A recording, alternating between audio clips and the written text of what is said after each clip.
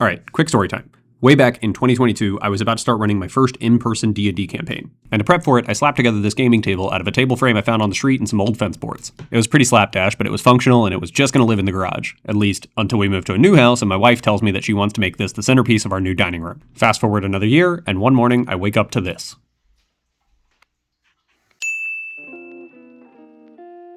Well, back to the drawing board. Let's see if I can do better the second time.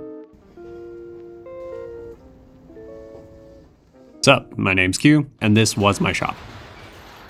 So the first thing I'm going to do in this project is take stock of all the garbage that I have lying around my shop that I could use. These boards are packaging material from some cases that we ordered at my work.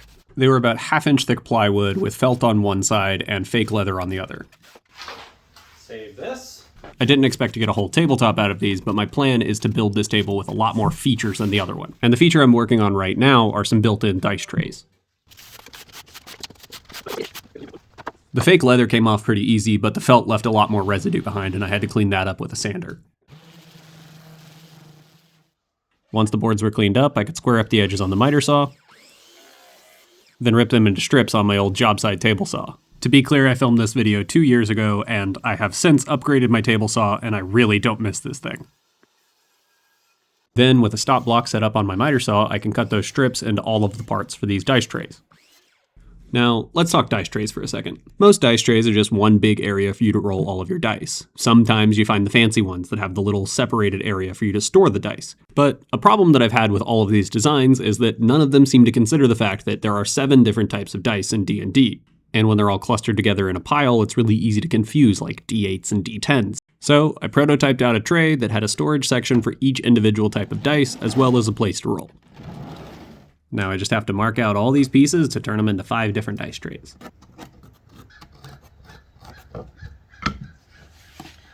I needed to cut some dados in the dividers, and my coping saw felt like the best tool for that. Now, this plywood's pretty ugly, and I clearly don't want it visible in the end product. And that's where that fake leather's going to come back in. I'm cutting out sections of the leather and gluing it to each individual piece. Now all I need is a thin sheet of plywood to act as the bottom of these dice trays. Wonder where I can get that.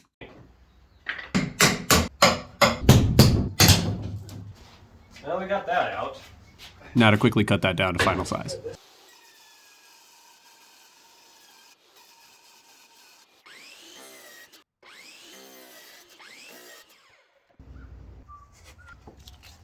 Now, when I was working on this, one of these took every single clamp I owned for the glue up. That meant that I had to do one a day for 5 days in a row. In the end, I think it actually looks really good. The bottom and sides aren't the prettiest, but they're not going to be visible in the end product, so that doesn't matter. With the dice trays done, now it's time to work on the actual table. Right now I'm cutting a sheet of plywood down to a final dimension. This one is going to go on the bottom, and I have a nicer sheet of maple veneered plywood to go on the top. I didn't know this at the time, but it's kind of like I'm building a torsion box. Except instead of a workbench, I'm building a table with a TV shoved into it. But this table's going to have a lot more than just a TV shoved into it. I found a good deal on a 10-pack of drawer slides, and I figure I could use pretty much every single one on this. I measured out and marked all the locations for the dice boxes, drawer slides, and recessed outlets that I was going to put on this table, and then I laid them out to start to kind of visualize what the end product was going to look like. Now that the bottom piece is cut to shape, I can clamp it down to the top piece and trace its outline and work on getting that top piece into the right shape too.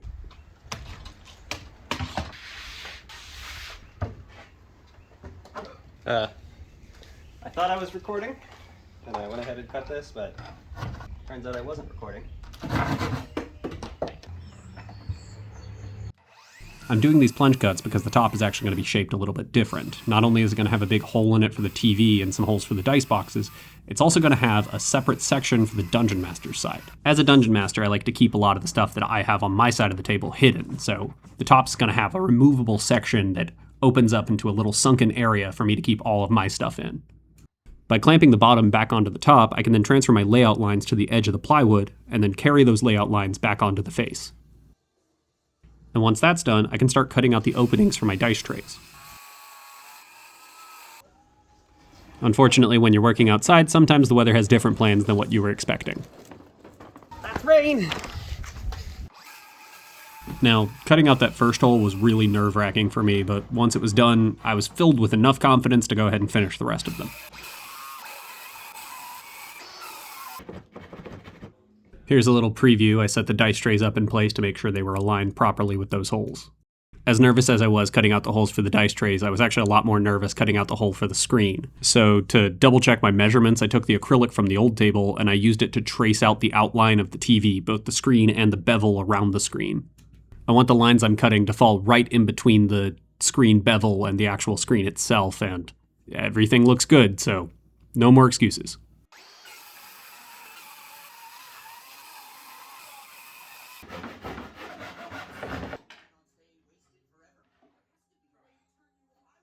Now I can lay the top over the bottom and mark out the true locations of the holes on the top on the bottom. Next, I'm going to cut the lid for the DM side to size, and then I'm going to mark out locations on both sides for some inset magnets that I'm going to put in here.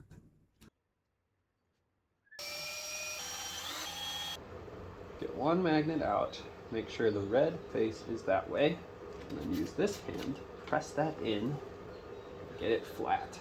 Repeat that process on the other side, and then I can apply some maple edge banding to cover it up. Looking back at this 2 years later, I can honestly say this step was completely unnecessary and those magnets aren't really doing much, but oh well. For the next stretch of the project, I used some black gaff tape to hold these two pieces together.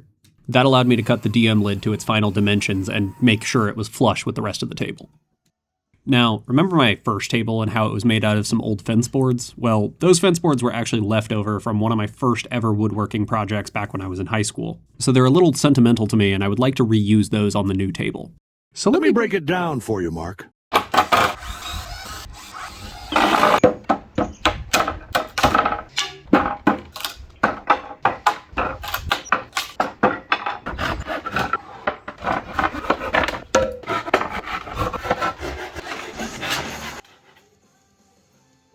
Next, I used the sander to clean up all the polyurethane on these boards, and then took them over to the table saw to clean up their edges. Also, I guess 2 years ago, I didn't realize that you could just buy new blades for your table saw. Look at all that burning, ugh! With one edge cleaned up on all the boards, I can go ahead and cut them down to the final width.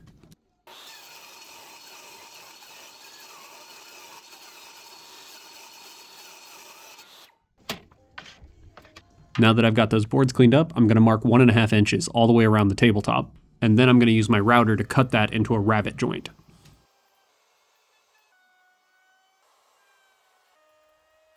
Unfortunately, there was a spot here where it seemed like the router slipped under the fence I set up to keep the line straight, and gonna have to fix that somehow. You can't even see how bad that is. Oh, it's so bad. I took off a little bit more to clean it up, but we're gonna have to fill that in a minute. But before we fix that, I'm gonna cut those boards into an edge for this table.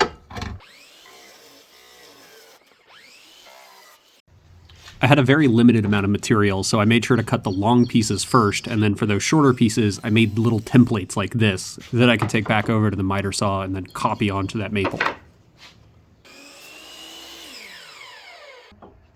Perfect fit. Now I'm done with all the work that needs the DM side lid to be attached, so I'm going to go ahead and remove that. Then, with all the boards clamped in place, I can crawl underneath the table and mark where I need to cut the matching rabbets to make these flush to the top. To cut the rabbets on these boards, I needed some kind of work holding on the surface of my workbench that I didn't really have, so I just kind of screwed these scraps down, and I'm not really sure how I came up with this, but it worked.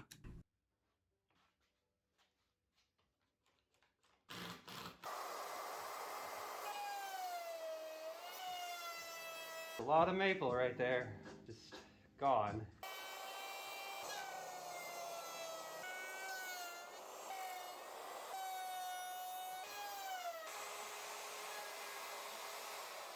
Now that those rabbets are cut, those boards are sitting nice and flush with the surface of the table. But before I glue the boards to the top, I want to add some dowels to where they join.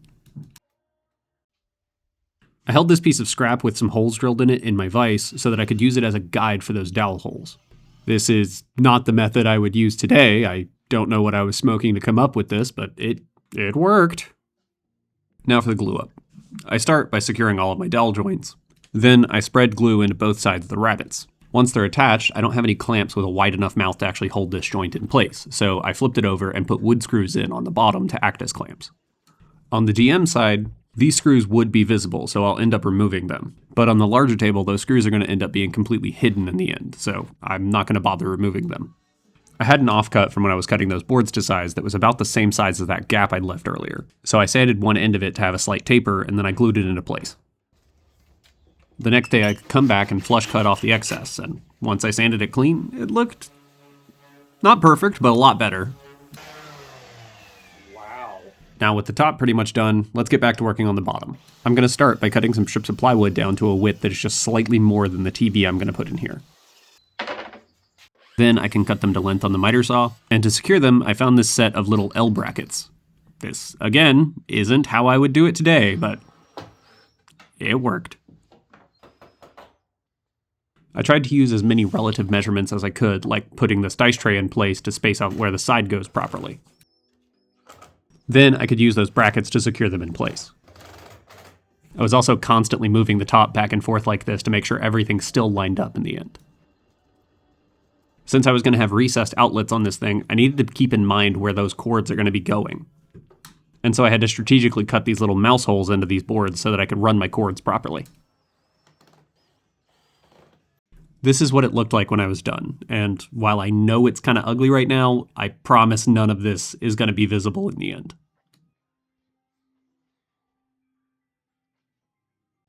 I busted back out the sacrificial piece of acrylic and used it to mark the locations where the vents for the TV would go. I then drilled a bunch of holes into them so that the TV could still vent. Now, for the apron that's going to go around the outside, I found some maple veneered half-inch plywood that my wife was kind enough to let me try to finagle into her car.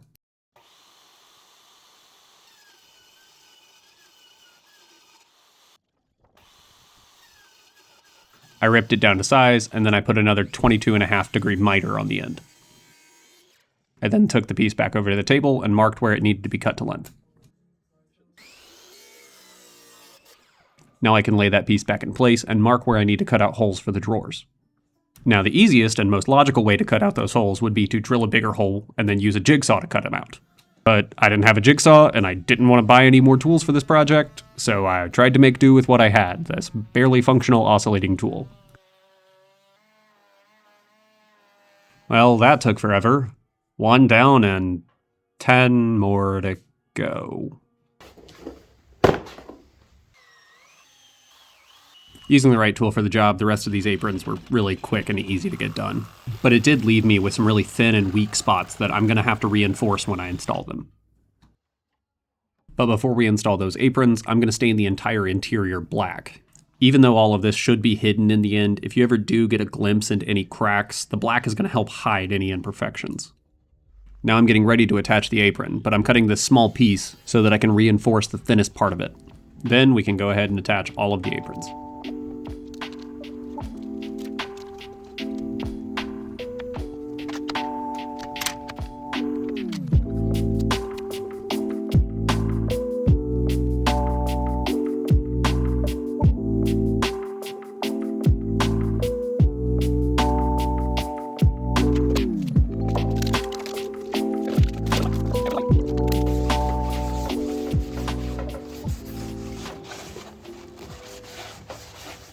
Now that the aprons are on, I just need to make a small removable panel so that I can still access the cavity where the TV is going to lay.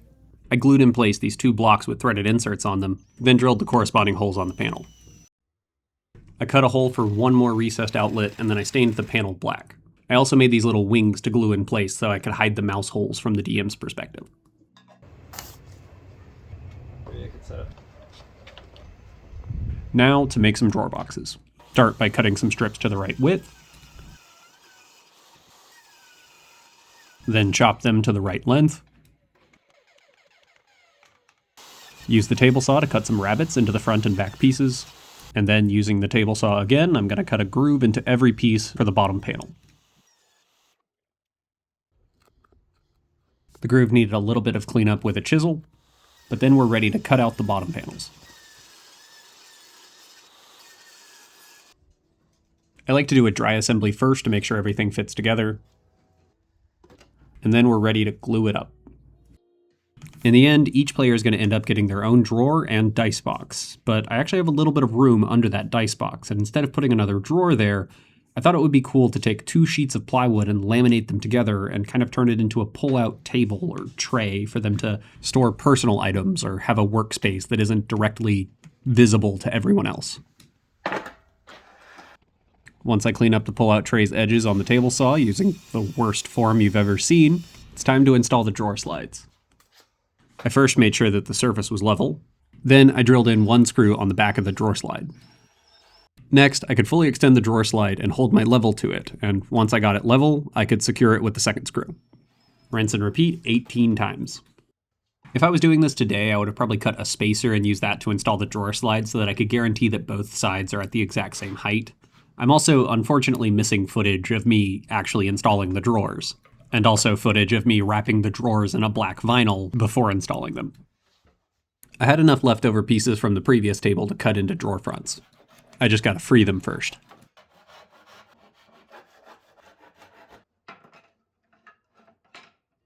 Now I can measure and cut them to size.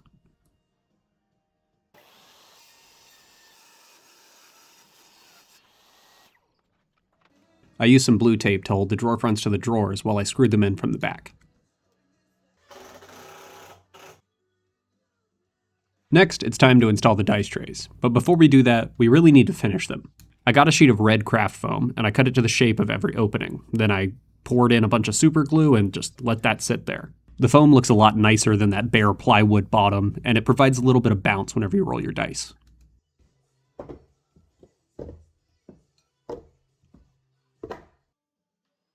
I shemmed the dice trays into place, and then I screwed them in from the side. Now it's about time we start working on the base. For the material, I had a bunch of 2x4 offcuts to use. One of my friends was actually helping his little brother in the Eagle Scouts build this donation box, and they offered to give me all the scraps. So, more free stuff. First, I'm going to rip the edges off of all of the 2x4s to get rid of that round over. Then I'm busting out the pocket hole jig.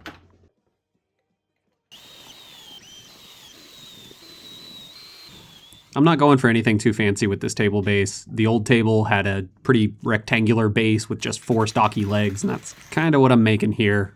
Just a little bit beefier to reflect the heavier build of this table. Here I'm cutting some cross braces to both reinforce it and kind of give it a diamond geometric look on the face and not just be a big square. I'm using pocket holes to attach them as well, but I'm also making sure that those pocket holes are facing inward and so you're not looking dead on them every time you look at the table. I'm also going to fill those pocket holes with dowel and flush cut it. This table base is going to get a paint job, so they should be pretty hard to spot in the end. Next, I want to minimize the points of contact that this base is making to the floor. If I leave it as it is, any warping or twisting in those bottom boards is going to make the table all wonky. So I decided to do this really long kerf cut across the bottom. Cleaning this up was really fun. Would recommend.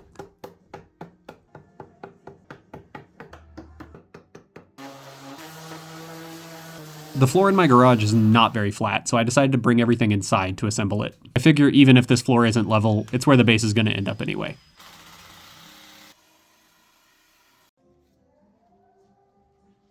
I stained the whole thing black off camera, and now I'm setting up to recess these mounting plates that I cut.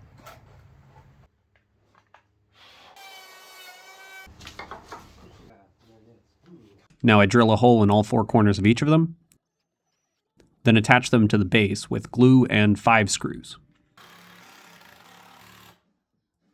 I flipped over the body of the table on the floor so that I could lay the base on top of it, then use a drill bit to transfer the locations of those mounting plate holes onto the bottom of the table. Then I could drill out those holes and install the threaded inserts.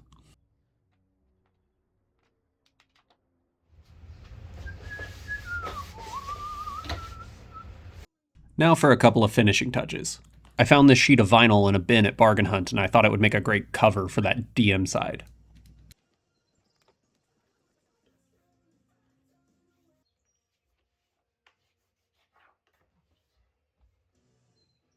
I also still had a little bit of fake leather left over from earlier that I used to wrap over the corners.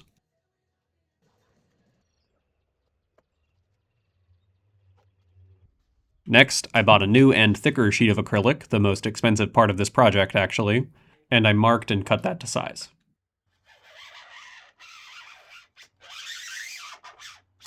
I always love cutting acrylic. All you gotta do is score it a couple times and then... yeah. The second cut was a lot thinner and it didn't snap nearly as nice. I even had to use my clamps to get leverage on it.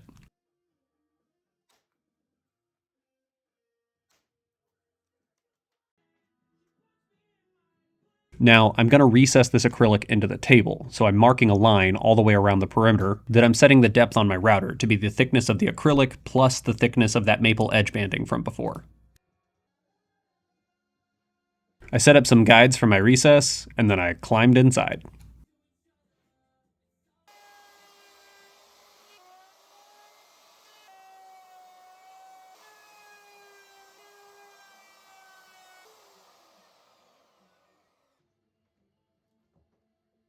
The test fit looks good, so now we can go ahead and use that edge banding as a veneer to cover that area we just exposed.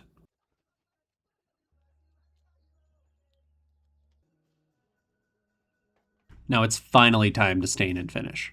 I was going back and forth on whether or not I actually wanted to stain this thing, but what pushed me over the edge and made me decide on this color was the fact that it's going in a room with these dark cherry hutches, and I think the stain I picked matches really well.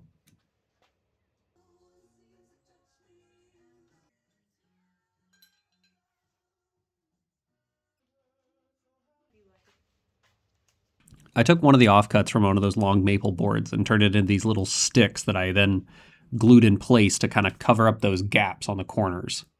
And then I finished with six coats of water-based polyurethane.